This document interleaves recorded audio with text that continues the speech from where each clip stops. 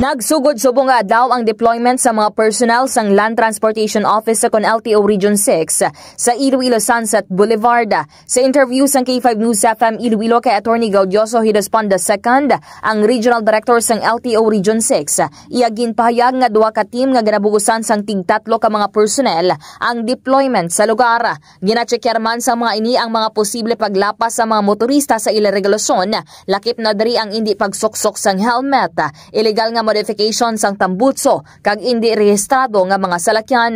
Suro pa sa direktora, ila ginatutukan ng anti-drunk driving sa diin magapatigayon o kung nagpatigayon sang random inspection gamit ang ila alcohol breath analyzer. Yari ang kabahin sang payag ni Director Hidaspon.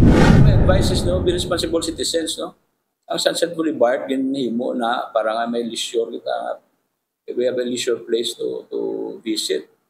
Now, karon gina-abuse nyo.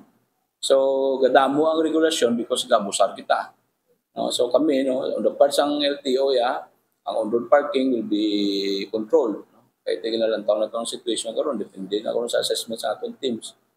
So, ang muna advice is, don't drink, no? Kag ma-drive. Kaya karon magproblema kita kung we find out na may ara ka mo, may taas ang inyo alcohol level. Sa karon nagahingyo naman ang LTO Region 6 ang kooperasyon sang tanan agud mapasiguro ang road safety sang mga nagabisita sa Iloilo Sunset Boulevard. Report nagikan sa LTO Region 6 ini si K5 Kimon Tanyo Kaluyo para sa Kampiyon nga Balita, Serbisyo Publiko kag Kalingawan sa Iloilo. Number 1 na kita, K5 News FM.